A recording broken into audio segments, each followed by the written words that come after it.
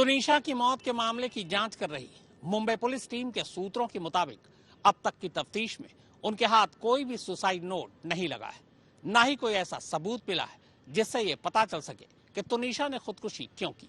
हालांकि दूसरी तरफ कानून के जानकारों का मानना है कि सुसाइड नोट के बगैर अबेटमेंट ऑफ सुसाइड यानी खुदकुशी के लिए उकसाने का मामला अदालत में कमजोर पड़ सकता है।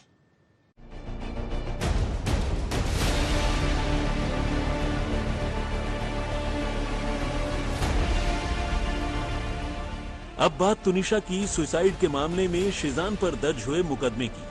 पुलिस ने शिजान के खिलाफ इस मामले में आईपीसी की धारा 306 के तहत तुनिशा को खुदकुशी के लिए उकसाने का मामला दर्ज किया है।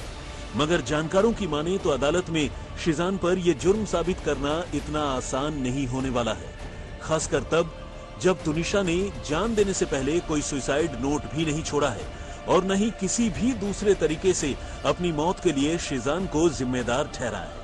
ऐसे में पुलिस ने फिलहाल बेशक तुनिशा के घर वालों की शिकायत पर शिजान पर केस दर्ज कर लिया हो, उसे गिरफ्तार भी कर लिया हो, लेकिन उसे अदालत में गुनहगार साबित करना उसके लिए मुश्किल हो सकता है। हालांकि आमतौर पर खुदकुशी के लिए किसी को मजबूर करने के मामले में पुलिस किसी की गिरफ्तारी में इतनी जल्दबाजी भी नहीं दिखाती है। कल शाम को पुलिस ने जब शिजान खान से पूछताछ की तब वो अचानक रोने लगा। ताज्जुब की बात यह है कि पहले 2 दिन तो शिजान खान काफी नॉर्मल बिहेव कर रहा था, जिसकी वजह से पुलिस को उसकी बॉडी लैंग्वेज से किसी तरह का अंदाजा लगाना मुश्किल हो रहा था। लेकिन कल पुलिस ने जब शिजान खान से पूछताछ की तब वो अचानक रोने लगा। अब इसे 2 दिन हवालात में रहने का नतीजा कहें या पुलिस की सख्ती। वैसे अकेले शिजान और तुनिशा का केस ही नहीं, खुदकुशी के लिए मजबूर करने के मामलों में देश भर में पुलिस का कन्विक्शन रेट भी काफी कम है। कन्विक्शन रेट यानी मुलजिमों को गुनहगार करार देने के मामले। एनसीआरबी के आंकड़ों की बात करें तो देश में एबेटमेंट टू सुसाइड यानी खुदकुशी के लिए मजबूर करने के जितने भी मामले दर्ज होते हैं जिनमें पीड़ित महिलाएं होती हैं, उन केसेस में कन्विक्शन रेट महज 20% है। कोर्ट ने अलग अलग मौकों पर भी ये साफ किया है कि किसी भी शख्स को खुदकुशी के लिए मजबूर करने के मामले में आरोपित करने से पहले मौके के हालात के साथ साथ उसके पीछे की नीयत यानी मोटिव का साफ होना भी बहुत जरूरी है। यानी 306 के तहत किसी के खिलाफ भी तभी केस चलाया जा सकता है जब ये साफ हो जाए कि उस शख्स ने खुदकुशी करने वाले इंसान के जिंदा रहने के सारे रास्ते बंद कर दिए थे और उसके पास खुदकुशी करने के सिवाय कोई दूसरा विकल्प बचा ही नहीं था।